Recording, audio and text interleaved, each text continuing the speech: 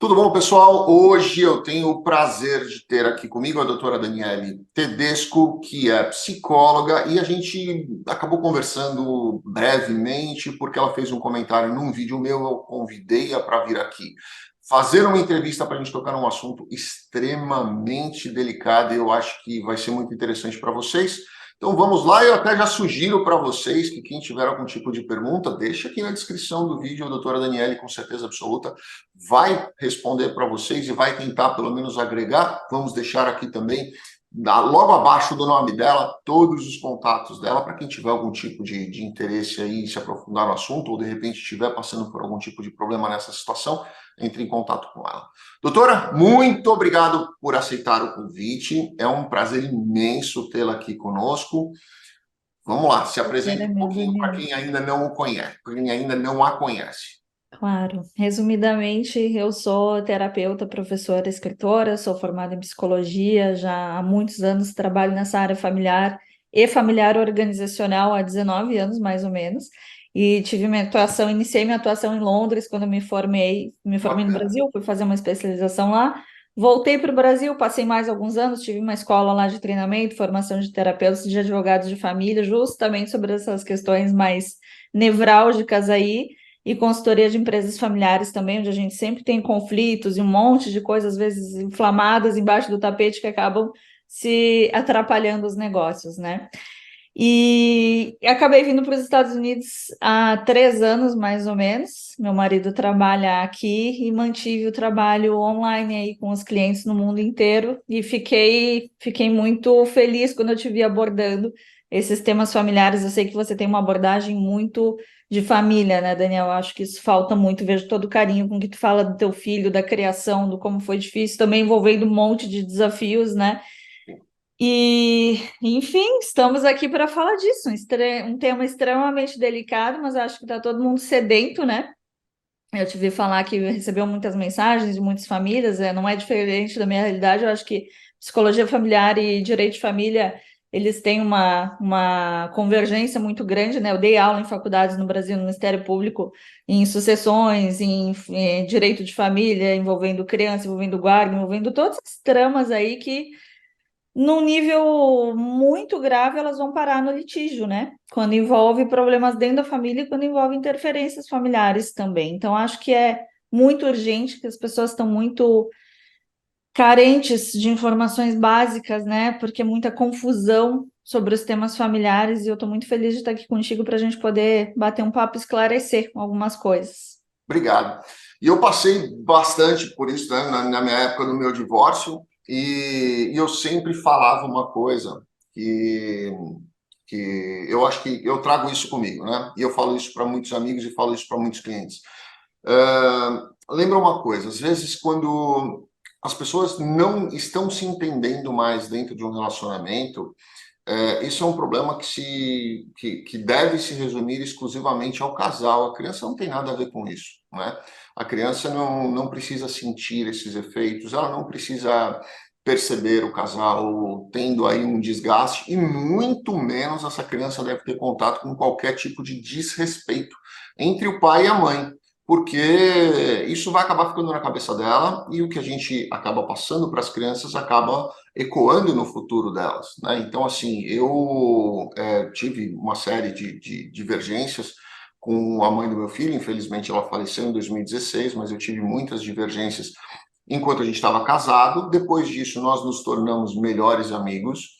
E hoje eu sempre falo com o meu filho sobre a mãe dele com muito carinho e com muito respeito. E é uma pessoa assim que eu. Não é porque ela faleceu, porque antes ela já era minha melhor amiga antes de falecer, mas é assim, eu acho que a imagem que a criança ou que o filho, mesmo que já não seja mais criança, precisa ter dos pais, sejam eles perfeitos ou imperfeitos, eu acho que todos somos imperfeitos, mas a imagem que eles precisam ter é a melhor possível, porque é essa imagem que eles vão replicar para os filhos deles, para os netos deles e para a sociedade como um todo, né?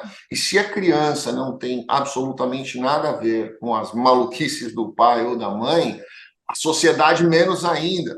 Então, você replicar isso para uma criança, você não está só fazendo mal para o seu filho e para as próximas gerações, você está fazendo mal para a sociedade inteira, que não tem nada a ver com aquilo que você está criando dentro da sua própria casa. Então, a gente precisa olhar para isso de uma forma extremamente cautelosa, com muita atenção e, com certeza absoluta, a sua opinião profissional vai fazer muito peso aqui para a gente.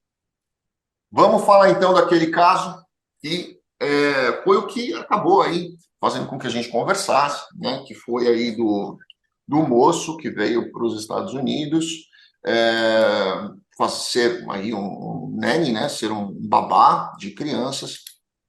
E a gente vê muito isso acontecendo aqui nos Estados Unidos, e esse é um grande perigo que tem, porque o que acontece? Muita gente sai do Brasil e, no desespero de chegar aqui e se sustentar, ele vai fazer qualquer coisa, né? E a gente vê muitas pessoas chegando aqui e, no desespero, elas se julgam mestres e doutores em absolutamente todos os assuntos, principalmente se ela tiver uma rede social, e ali ela vai criar todo aquele cenário de autoafirmação para ter a validação, né? Então ela vai dizer que ela tem experiência, ela vai dizer que ela conhece o assunto, vai postar foto com crianças, e às vezes isso pode ser uma armadilha, né? Então, primeira pergunta que eu acho que a gente vai começa por aí para a gente acabar abrindo todo o leque, né?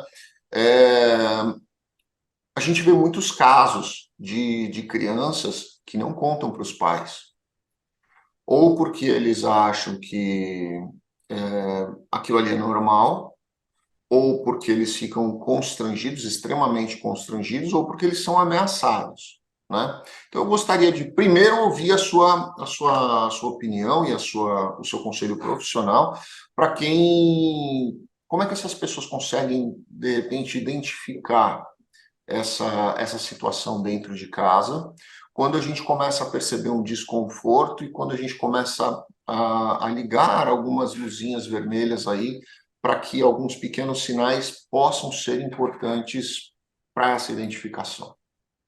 Danilo, o Daniel, desculpa, é muito interessante o que tu está falando, porque é exatamente como acontece. Muitas vezes esse tema fica por baixo do tapete e as crianças não trazem exatamente por esses elementos que você está trazendo.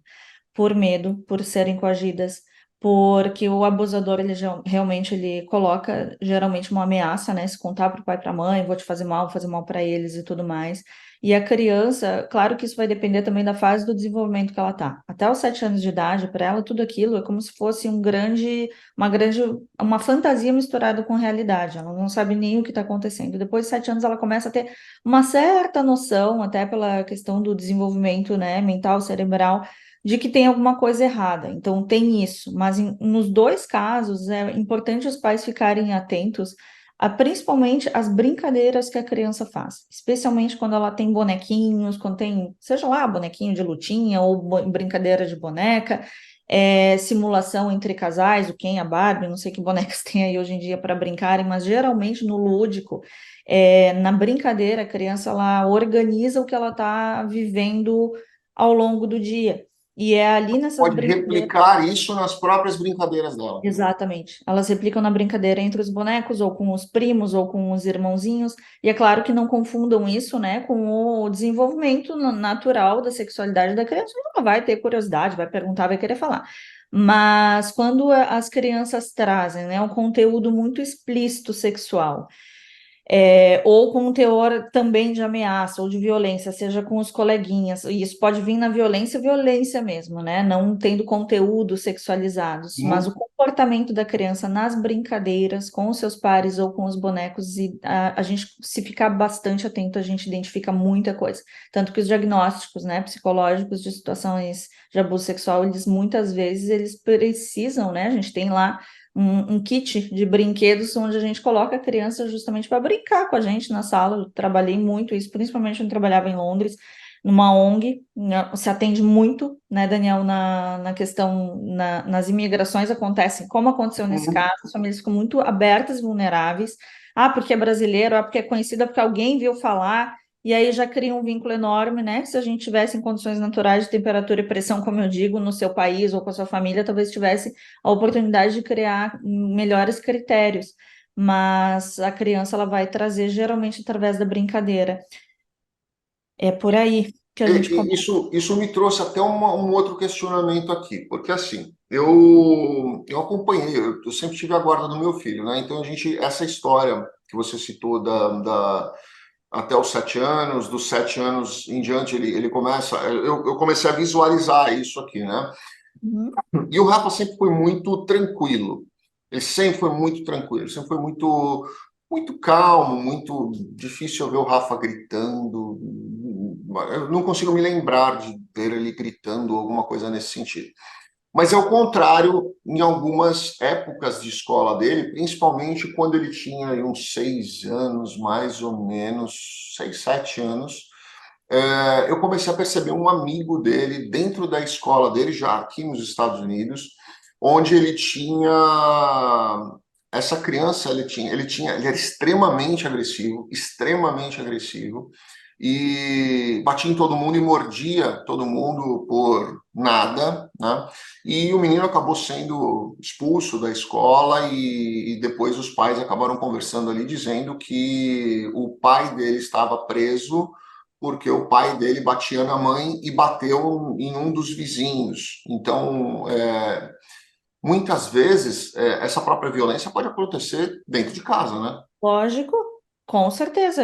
Tu estava falando, eu já estava com a hipótese aqui, o que que esses pais estão fazendo, né? O que que essa criança está reproduzindo, porque geralmente vem dos pais, é a realidade que a criança conhece, exatamente o que você falou ali. Vem dos pais, passa para os amigos, para o colégio, para a vida do trabalho e para a sociedade. Por isso a gente tem uma sociedade hoje em dia totalmente desconfigurada, com valores bem deturpados e com pessoas muito perdidas, né? Com relação a diversos assuntos e causando um verdadeiro caos. Isso começa no núcleo familiar. Então, o próprio abuso, Daniel, ele vem muitas vezes de dentro de casa. Infelizmente, é a realidade que a gente acompanha, né? Esse caso aí que trouxe, né, a oportunidade dessa conversa, ele é raro, por incrível que pareça, né? Ele está ali entre os 15 e 20% em estatísticas mundiais de serem pessoas externas à família, mas geralmente acontece com familiares, o Eu próprio pai, entendo. padrasto, Eu tios. já, eu já ouvi isso muitas vezes. Padrasto, madrasta, já vi os próprios pais, já vi Uhum. tios, né, que a gente acaba escutando essas histórias e vendo que realmente é um absurdo, e essa criança acaba levando isso para o resto da vida dela. Uma das coisas que eu gostaria de te perguntar também, isso já vinha há bastante tempo aí querendo até tocar nesse assunto, e eu acho que até vale a pena a gente, numa próxima entrevista, até falar só sobre isso específico, esse fato de mudança de um país para outro país, isso por si só já não cria algum tipo de desconforto na criança e nos pais, a ponto de se tornarem mais suscetíveis a buscar ajuda de alguém para deixar a criança na casa de alguém, ou deixar a criança no vizinho, ou deixar a criança com uma babá que ele nem sequer sabe quem é, mas que ele viu ali na rede social que é uma pessoa experiente, entre aspas. Essa mudança e esse desconforto, será que já não trazem aí, já não abrem mais portas para que isso possa acontecer? Com certeza, Daniel. Falei que todo advogado que trabalha com família é um pouco psicólogo, né? Exatamente isso que acontece. A gente, vamos começar um pouco antes, inclusive. O porquê que essa família resolveu se mudar. Se ela resolve mudar de país, né, que é uma decisão tão drástica, que envolve Já tanta não está legal a vida do jeito que está. Exatamente, alguma coisa já está fora do eixo, de uma forma muito intensa para essa família tomar uma decisão tão drástica, né? Uma família, uma coisa é um casal, né? O casal, tem um casal e vamos lá, ou vamos fazer uma aventura, vamos tentar a vida, se der, vai e volta. Mas tendo uma criança, tomar uma decisão dessas, para dar um passo desses é porque É tem mais que ter uma difícil. motivação muito forte. Então, é claro que imigrar, né, migrar de país envolve muitas coisas. E, e se as coisas já estão, né, desajustadas ou desalinhadas, uma insatisfação muito grande, seja lá com o que for, né, seja internamente a família, seja o governo, seja o trabalho, mas geralmente a gente está falando de pilares, né, que muitas vezes tem a ver com o quê? Com o dinheiro, muitas vezes tem a ver com a busca de melhores oportunidades. e que muitas vezes engatam aí numa questão emocional do próprio casal estar insatisfeito com família de origem ou com a sua rede social, com a sua rede de amigos, com a sua rede de apoio.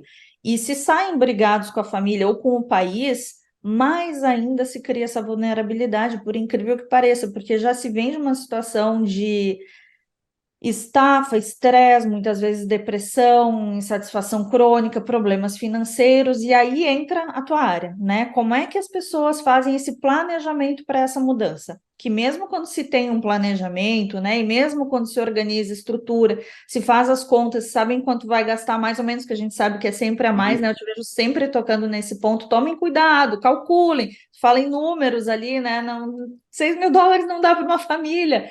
E é exatamente isso que acontece, porque quando chegam, né, no país novo, tem uma coisa que eu identifiquei quando eu trabalhava nessa ONG lá em 2007 em Londres, que é o quê? Eu recebia muitos casos de síndrome do pânico, e vejo muito acontecendo aqui também. O que que acontece? Todas as funções cerebrais, elas ficam em desestabilização e hipervigilância. Então, a gente tem funções cerebrais como a afetividade, a atenção, a concentração, a linguagem e diversas outras que a gente pode até estar gostando da aventura e, como adulto, ter tomado uma decisão, né, aparentemente racional para ter uma vida melhor, mas o cérebro, até ele se reajustar, e aí o da criança também, né, como ela fica no meio disso tudo, a criança ela acaba sendo mais flexível, mas ela absorve o estresse dos pais, e Sim. ela absorve aquela insegurança. Então, isso tudo, sim, abre portas e deixa a família muito alvo fácil de interferências negativas, né? Por não estarem em tanta coesão, sinergia, muitas vezes não sabem nem o que estão fazendo ali, ou então demorando muito tempo, né, para a razão se ajustar e se adequarem, né, na nova realidade que eles estão. Existe ali uma idade, é, eu vejo por experiência, né? Por ver os clientes, 20 anos vendo, a gente acaba falando, ó, crianças até tal idade absorvem mais. Existe uma idade onde esse desconforto ele passa a ser maior para a criança? Claro, ali a partir dos 7 anos, quando a fase da socialização já é mais intensa, as crianças já estão mais ligadas, né, aos seus pares da escolinha, aos seus novos amiguinhos, se socializando, causa uma desestabilização maior e a linguagem também, né? Então, por isso a gente muitas vezes vê os casais, né? Os que se planejam, muitas vezes eu vejo falando, você tem que cuidar ali até os 7 anos, se quiser fazer uma mudança, se tem essa possibilidade, né? Mas depois disso tem que haver uma conversa muito intensa com essas crianças, um preparo muito grande, né? Para saberem especialmente o que tem no porvir, o que esperar dali, para onde estão indo, o que estão indo fazer, em todas as idades, né? Precisa preparar. Mas quando a criança, o adolescente, pré-adolescente já está mais consciente de si, da sua vida, das suas coisas, ele também precisa ser inserido nessa decisão e participar, né, ativamente desse processo. O que eu tenho visto, e aí fica bem próximo disso, né? O que eu vejo é que quando os filhos têm menos de 8 anos, eles absorvem muito tranquilo. Parece uma esponjinha. Eles vêm tranquilo, vêm muito tranquilo. Quando tem mais de 8 anos, eles começam a questionar. Quando tem mais de 14, aí a coisa pega. Porque aí já tem os amigos da escola, namoradinho, namoradinha, a turminha que sai para dar uma volta no shopping, e quebrar esse vínculo, ele é muito difícil, muito difícil. Eu vejo muito isso. Pessoas com 14, 15 anos que vêm para os Estados Unidos são as que mais costumam criar alguns atritos internos dentro de casa por causa dessa questão dos vínculos que eles acabam enraizando no país de origem deles. E não é só brasileiro, não. Eu vejo isso de vários Não, todas países. as culturas, É, é isso é. mesmo. Mas vamos lá, deixa eu fazer uma pergunta aqui que eu acho que é bacana, até a gente anotou isso aqui já.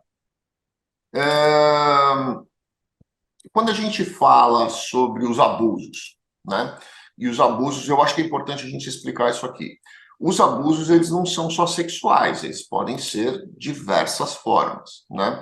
E a gente vê muitas vezes, inclusive, esses abusadores usando de outros artifícios para abusar sexualmente, como, por exemplo, até a questão de, olha, eu vou te dar um presente, eu vou te dar um dinheiro, eu vou te dar alguma coisa que você quer.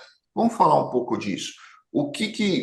Como é que o pai, ou a mãe, ou o tutor dessa criança pode identificar que, de alguma forma, essa criança está sendo abusada, seja sexualmente, seja psicologicamente, seja fisicamente, seja, enfim, como é que essa pessoa ela pode identificar? Eu sei que nós já falamos sobre a questão de olhar o comportamento dela no dia a dia, mas muitas vezes a criança está. O que eu quero dizer é que às vezes a criança troca uma coisa por outra, né? Ela pode trocar, por exemplo, olha, eu quero um determinado brinquedo. Ah, ele me deu um brinquedo e deixou eu fazer tal coisa nela. Então, assim, como é que a gente consegue identificar esse tipo de coisa? Porque quando é uma violência, ok, a gente consegue ver no comportamento.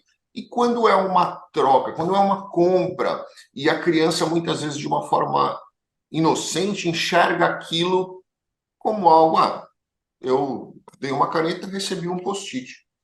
Como é que a gente consegue perceber esse tipo de coisa? Porque foi o que aconteceu com esse babá. Ah, é mesmo? Como é que foi, Daniel? Ele oferecia para a criança coisas que ela queria, que era um sorvete. Eu vou trazer, hoje o tio vai trazer um sorvete para você.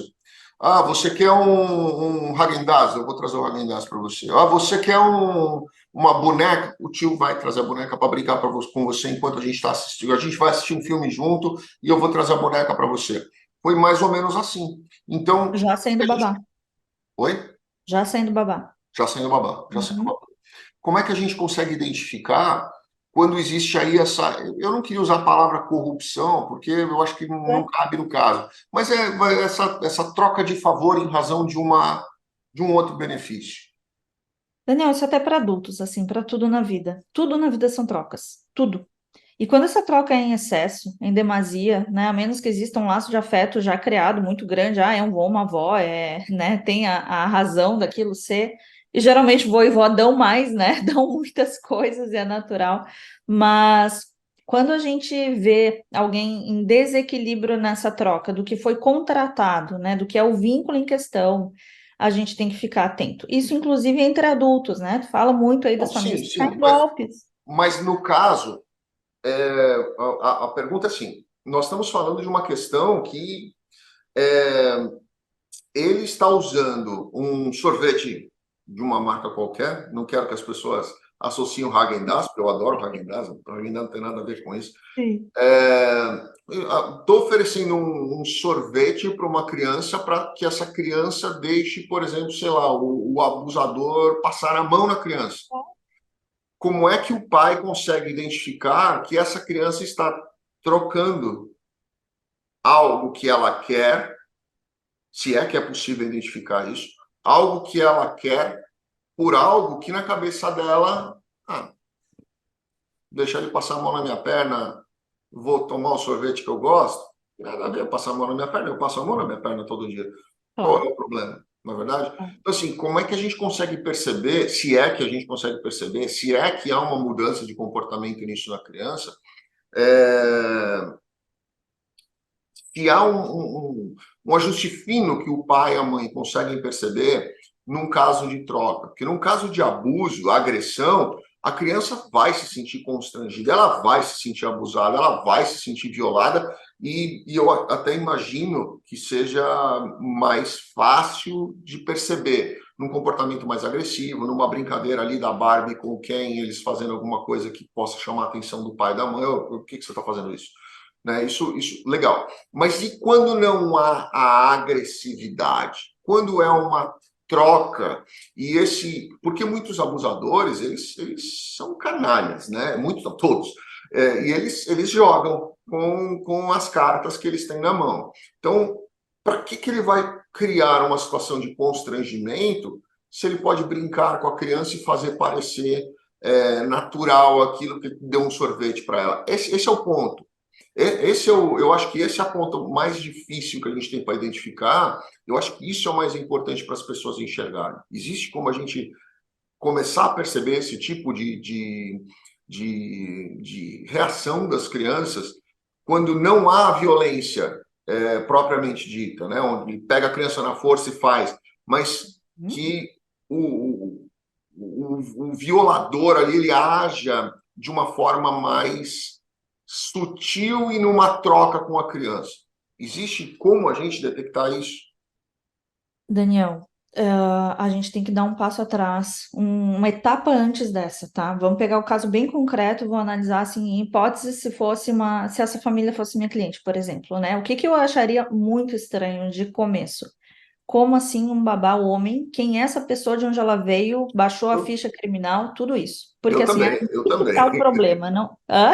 Eu Onde também, isso é a primeira coisa. Que então, é isso que já está estranho, assim, esse ponto de estar tendo troca de presente, de doce, disso, daquilo, isso já é a metade do caminho. Isso já nem poderia estar acontecendo. Todo mundo sabe, né, por senso comum, que o abusador ele usa de doce, de brinquedo. Então, alguém que está fazendo uma troca dessa já está estranho demais. Então, assim, onde estão os alarmes, né, os alertas? Antes de chegar nesse ponto, porque aí, quando a gente fala em prevenção, a gente vai falar do quê? A família, e aí tu falou isso no vídeo muito bem também, que é assim, a família ela tem que estar hipervigilante, tu até deu o exemplo do Rafa, do teu filho, né, ia comigo no trabalho, ficava grudado, não tirava o olho, é claro que eu não, a gente não tem como julgar essa família é vítima, né, a história não é a história do abusador, a história da família. Essa família é vítima, a criança é vítima, e muitas vezes não se reconhecem nessa situação. Mas quando a gente olha, né, para quem pode prevenir isso, o que que a gente tem que olhar? A família tem que estar sempre hipervigilante sobre quem é a rede de pessoas que circulam dentro da casa e no círculo de amigos. Sempre. Então, assim, adulto convivendo com criança que não faz parte, né, do círculo de amigos íntimos, que tem uma convivência, sabe-se quem é a família, já é complicado. Agora, com o homem, Daniel, aí tem uma coisa que é estatística. 85% dos abusos sexuais do mundo são causados por homem, por motivos óbvios. A gente vai até para a covardia nesse sentido, né? A força física, o próprio ato ali, né, que exige força, invasão, né, da violação da criança. Então, assim, eu prefiro acreditar assim na ignorância, né, das famílias ou talvez no desespero de ter alguém ali precisar colocar, porque eu vi que ele já tinha diversas denúncias, né, de vários parece que outros foram mais casos. 10 famílias que aproveitaram e denunciaram junto. Não Então, foi um caso esporádico. provavelmente assim o perfil, né, do criminoso, assim, provavelmente é uma pessoa que já fazia de caso pensado, que tinha uma sedução com relação a essas famílias, que tomava todo o cuidado para aquele encantamento da sereia para poder se estar, né, dentro de situações onde ele poderia ali satisfazer a loucura dele, que provavelmente foi o que aconteceu. Me parece muito isso. Então, assim, para todo mundo, antes de mais nada, sempre rastrear a rede social do ambiente doméstico. E hoje em dia as pessoas não estão nem se colocando nesse direito de preservar a própria privacidade. E aí tu falou também da aglutinação das pessoas, de estar sempre todo mundo junto, e muitas vezes não sabem nem quem são, só porque chegou e, ou é brasileiro, ou é do meu país, mas vamos falar de quem está no Brasil também. Porque deu um oi na rede social, porque sabe quem é, porque tem não sei quantos seguidores, ou porque então o outro conhece, eu boto dentro da minha casa ou eu trato como amigo. E é esse direito que as pessoas elas têm que começar a retomar esse direito básico, que eu acho que a própria rede social tirou isso da gente, né? Ninguém precisa abrir a porta da sua casa para qualquer pessoa, ninguém precisa conversar com qualquer pessoa, ninguém precisa ser amigo de todo mundo, ninguém precisa manter um vínculo porque o outro veio ali pedir para seguir na rede social porque todo mundo conhece. Então, esse é o ponto básico, assim, né? Quem é que eu estou colocando na minha rede familiar? E aí, quando se tem, né? Quando tem um adulto interagindo com uma criança, especialmente quando o contato é recente, se conhece a pessoa há menos de um ano, que seja, né? Que às vezes a gente conhece até por muito tempo e se surpreende, mas se não tem uma convivência muito firme de saber quem é, de onde veio, para onde está indo, não deixa eu ter contato com a criança. Simples assim. E quando está tendo, aí esse indicador de sim, de ver troca, né? Porque qual é. Aí são os contratos, Daniel, do mesmo jeito que funciona no direito, funciona psicologicamente. Qual é o contrato?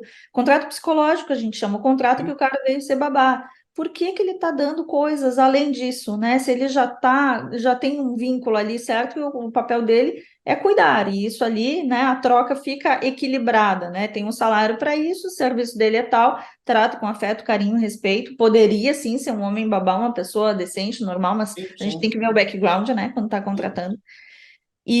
Mas se está tendo um over delivery muito além, né, da conta, fiquem de olho e entregar para a criança o que ela gosta, né, doce, passeio, seja lá o que for, além, assim, que chame a atenção, salte aos olhos, é bom investigar a fundo e ficar com uma pulga atrás da orelha. Melhor prevenir do que remediar. E outra, né? Hoje a gente tem tecnologia, eu tenho 16 câmeras na minha casa, eu já falei isso várias vezes também nas minhas redes sociais.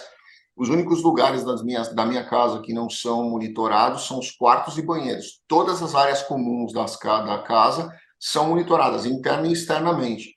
Então, assim, vai deixar filho com babá, vai deixar filho com quem quer que seja, pô, compra uma câmera, né? Põe uma câmera ali e fala, olha, você vai ficar aqui, ó, tá? Eu quero você aqui sempre nessa área aqui, ó. Eu não quero ninguém dentro de quarto, não quero ninguém em lugar nenhum, e é isso daí, você vai ficar por aqui. O pai acaba tendo aí também uma noção melhor e um monitoramento melhor, né? Então, às vezes, prevenir é muito melhor do que remediar.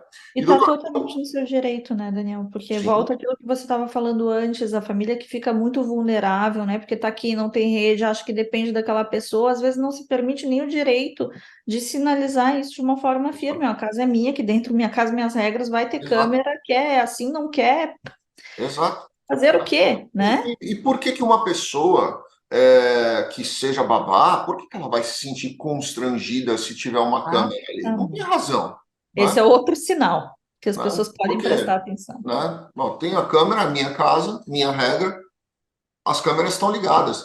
Não tenho câmeras nem no banheiro, até porque é crime. Eu tive, inclusive, um cliente meu que teve um problema, botou uma câmera no banheiro, foi preso.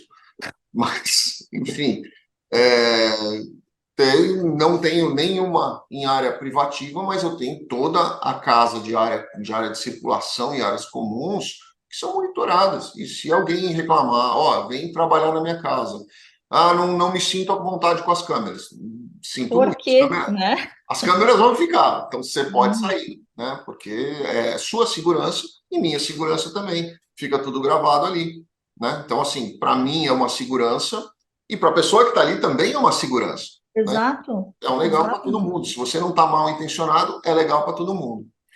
E, doutora, essas pessoas que muitas vezes são violentadas e são vítimas de violência, não só vítima de violência sexual, mas também vítimas de violência física, inclusive, né? A gente vê crianças aí que são vítimas dessa questão sexual, mas também tem crianças que acabam sendo criadas em famílias extremamente agressivas. Eu tive oportunidade de ter contato com algumas crianças aí que você olhava, as crianças, elas não conseguiam olhar as pessoas nos olhos, elas sempre andavam de cabeça baixa, tinham várias cicatrizes no pulso. Uma delas, inclusive, chegou a comentar num grupo de debate que eu participava. Eram muitos psicólogos, dois psiquiatras e uns 4 advogados ali, eu estava no meio deles ali. E essa criança, ela tinha 12 anos e ela tinha tentado se matar 2 vezes. Ele estava com os braços todos todo cortados, assim. Como é que a gente consegue, primeiro, como é que fica a sanidade mental dessas crianças e como que a gente consegue recuperar essas crianças, se é que a gente consegue recuperar essas crianças para trazer de volta para a sociedade, para que elas não repliquem isso dentro da família delas ou dentro da própria sociedade?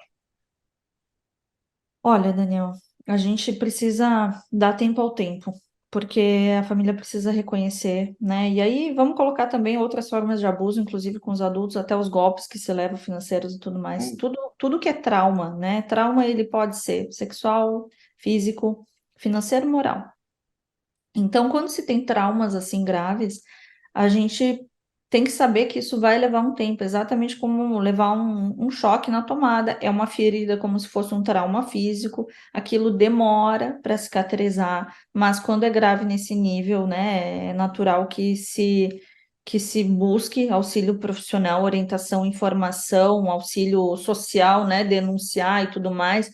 ir tomando as precauções, não deixar o tempo agir sozinho e saber que por um bom tempo a família vai estar em recuperação, como se estivesse numa UTI, emocionalmente, afetivamente, e a família acaba sendo muito afetada, né? Existem alguns indicadores, elementos de traumas graves, né? E que são esses traumas que podem ser o alcoolismo, que pode ser alguém que adquiriu uma doença crônica, um estado terminal, a família inteira, é o sistema, como a gente fala, né? O sistema inteiro vai estar em recuperação. E o que é importante é que se saiba que vai ser quase impossível retornar ao estado anterior ao trauma, né? Essa família nunca mais vai ser o que era.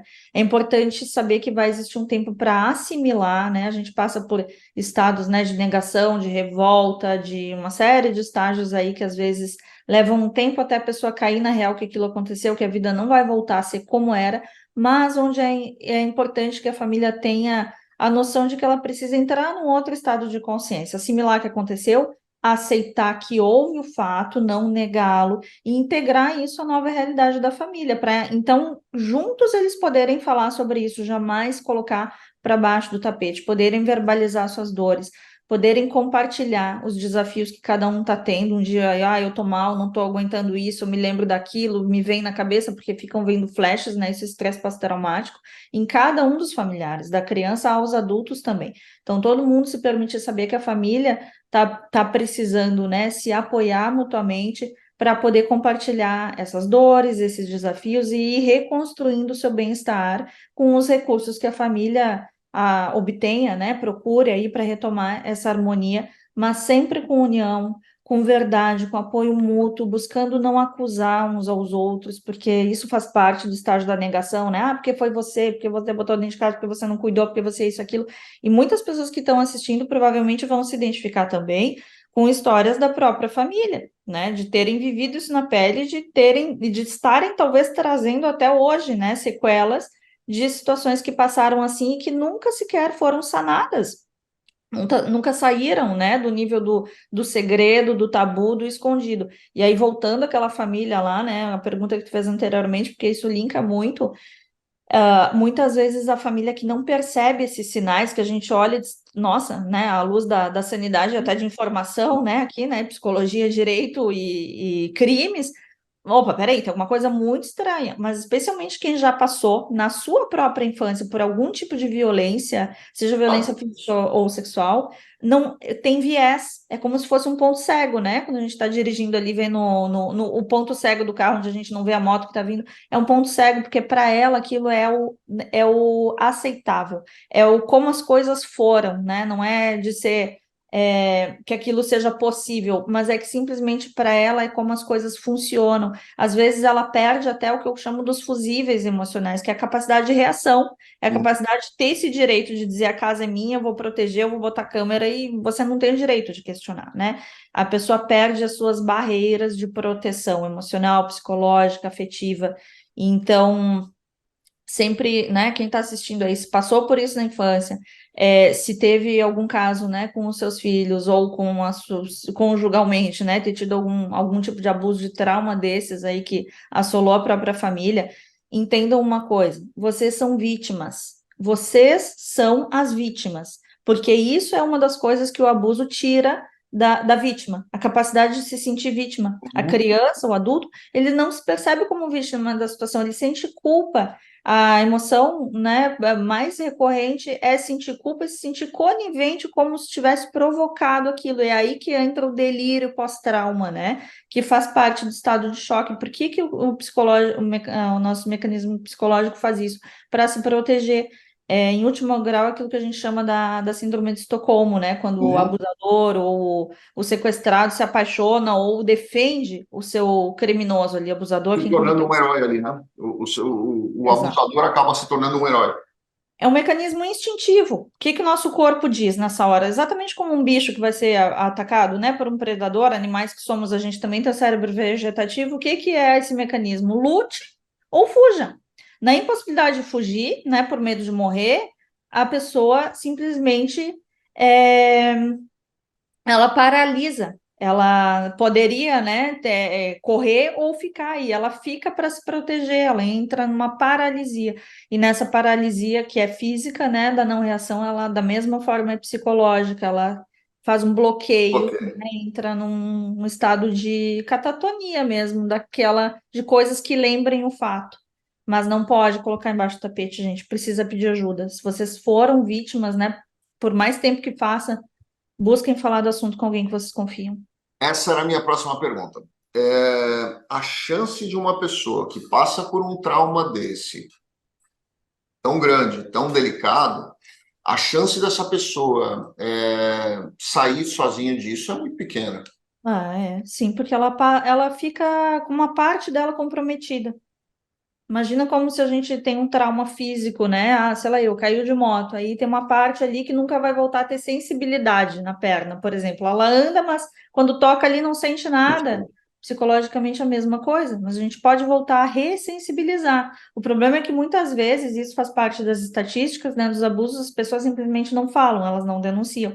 Então aquilo vai crescendo dentro delas como se fosse uma nuvem preta, uma carga pesada, né? Como se elas tivessem alguma coisa de errado. Não é nada disso. Ela precisa conseguir falar para alguém que ela confie, seja um familiar, um profissional, para poder tirar aquilo de dentro e aí sim receber um auxílio, né, adequado, seja num órgão de assistência social, numa ONG, com um psicólogo, com um psiquiatra, com alguém que entenda. Procurar no Google, né? Hoje em dia a gente tem essa oportunidade e começar a perceber que não tem nada de errado consigo, que você foi vítima de um crime e você precisa de ajuda para sair dessa. E o Eu, primeiro passo é falar. eu costumo dizer muitas vezes isso para as pessoas, né? E eu falo isso como advogado. A melhor pessoa para quem não consegue falar ou não se sente bem ou se sente constrangido, a melhor, esse é o meu conselho, o seu pode ser diferente, tá?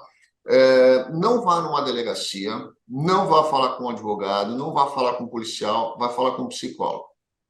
Porque antes de você tocar na ferida, antes de você efetivamente ir ali mexer em alguma coisa que pode realmente estar te machucando ou machucando seus filhos ou abalando muito a sua família, é muito importante que as pessoas saibam como fazer, da forma que fazer, porque se você for na polícia, e com todo respeito ao trabalho do delegado e dos policiais, eles vão sentar você numa mesa e eles vão querer saber tudo para ir buscar o canalha, tá? Ou a canalha, né? Quem quer que seja. Então, ele vai precisar de informações para fazer o trabalho dele. E o trabalho dele é pegar essas informações, doa quem doer, para ir buscar o criminoso. O advogado vai querer te pegar o máximo de informações e botar o dedo na ferida para você dar essas informações naquele momento, para ele acionar o Ministério Público, vai acionar a polícia que vai prender o desgraçado. Agora, nem sempre as pessoas estão emocionalmente preparadas para falar sobre aquilo. E eu já vi pessoas desabarem e não conseguirem falar mais, porque elas desabaram. Então, meu conselho para quem está passando por uma situação dessa, que está numa situação delicada, que não quer conversar com muitas pessoas, eu não recomendo nem ONGs, porque muitas vezes a ONG a pessoa vai ter que contar para um, que vai contar para o outro, que vai chegar no psicólogo. Procura direto um psicólogo, procura direto uma pessoa que vai poder te dar o alicerce ali, pelo menos imediato, emocional, para você respirar. E aí sim, o psicólogo vai saber te dizer, ou a psicóloga vai saber te dizer qual vai ser o melhor momento para você sentar junto com uma autoridade, ou com um advogado, ou com um delegado, quem quer que seja, para poder colocar tudo aquilo para fora, vai te aliviar, mas eu acho que o mais importante aí é o emocional da família, porque a família, num momento desse, fica extremamente devastada. Eu já vi pais de crianças que, Deus o livre e guarde, tiveram um problema sério com criminoso, abusador, e eu vi como ficaram os pais. A criança fica, obviamente, com uma ferida eterna, mas os pais, eles estavam numa situação de um ódio tão grande que o receio que todos ali tinham é que esses pais fossem matar o cara, né? E pode acontecer. tá? Porque Lógico. realmente isso é muito difícil para um pai absorver uma situação dessa. Então, eu acho que o melhor é realmente procurar um assistente aí psicológico, um psicólogo, uma psicóloga, conversarem, ajustarem o emocional primeiro, depois cuida da parte criminal. Porque a parte criminal é botar o pilantra na cadeia, né? E fazer com que ele pague, ou pelo menos ter a sensação de que ele vai pagar pelo mal que ele causou. Mas o emocional eu acho que é o mais importante, que é o que vai refletir não só na família, mas na sociedade como um todo. Totalmente, Daniel. Totalmente de acordo. É isso mesmo. Doutora, então vou agradecer demais, porque nós estouramos nosso tempo aqui, senão o YouTube depois não deixa a gente postar vídeo longo, porque não Tranquilo. entrega. Agradeço muito a sua presença aqui, muito mesmo. Foi uma conversa muito bacana. Com certeza a gente pode marcar outra que vai ser muito legal também. Prazer. Parabéns pelo seu trabalho. Quiser fazer as considerações finais, eu agradeço demais. Obrigada, Daniel. Para mim é um prazer enorme, uma grande oportunidade, que para mim esse tipo de assunto é de utilidade pública, ultrapassa o meu trabalho, né, como uma missão mesmo, porque as pessoas estão muito fragilizadas, elas precisam de conversas sérias, como tu estimulou aqui, né, a gente ter hoje poder compartilhar. E não tenho medo, gente, linkando, né, com isso que o Daniel acabou de falar, simplesmente procurem ajuda, né? O terapeuta não precisa ser alguém especializado em abuso, basta procurar na internet ali ou na sua rede algum profissional especializado em trauma. O trauma ele faz isso, ele tira de vocês a capacidade de lucidez, ele compromete as relações afetivas, sexuais, que são para ser de prazer com o seu parceiro, muitas vezes na vida, ao longo da vida inteira, e esses traumas, eles são transgeracionais. Hoje em dia a gente tem pesquisas que comprovam, né, que traumas graves, eles podem ser dados. Às vezes um filho seu herda uma introversão patológica, né? Que é aquela que faz mal, né? Aquela, eu sou introvertido, eu gosto de ser assim. Não, aquela que faz mal, que a pessoa quer se relacionar, ela não consegue, que ela tem dificuldade de ir para a vida, de ter autoestima, até para ir para o trabalho. Estava falando dos negócios ali, muitas vezes a família traz cargas assim que compromete a capacidade de fazer dinheiro, de ir para a vida, de fazer uma imigração decente, né? Passo a passo, Tá? porque estão sem uma parte da sua lucidez que está comprometida com uma energia enorme sendo gasta ali com alguma coisa lá do passado, com algo que aconteceu. E o profissional, né, que vai dar uma assistência psicológica, ele não vai ir atrás, né, da pessoa, que muitas vezes é isso. A pessoa acaba deixa, né, de contar, porque, vai atrás lá do fulano que eu não quero e acaba protegendo, né, o abusador. Mas primeiro vocês, depois todo o resto, né? E é isso que precisa ser cuidado, independente do tempo que faça. Se você já passou por isso na infância, na vida de alguma forma, vá buscar esclarecimento, ajuda, que a vida pode ser muito melhor e ter muito mais energia para as coisas que importam, né? O amor, o afeto, a estrutura, o trabalho. E vocês não merecem, né, passar por isso, nem vocês, nem os seus descendentes. Então, não tenho medo de falar sobre esse assunto e nem se sinto inadequados por isso. E agradeço demais, Daniel, a oportunidade. Qualquer coisa que precisar ou quiser falar sobre esses assuntos ou outros envolvendo pessoas, emoções e famílias, no nicho da imigração, casos e problemas não faltam, né? Então, fico aqui à tua disposição sempre que precisar. Muitíssimo obrigado, doutora. Fiquem com Deus. Um grande abraço. Com certeza nós vamos nos falar de novo. Será um prazer. Até a próxima.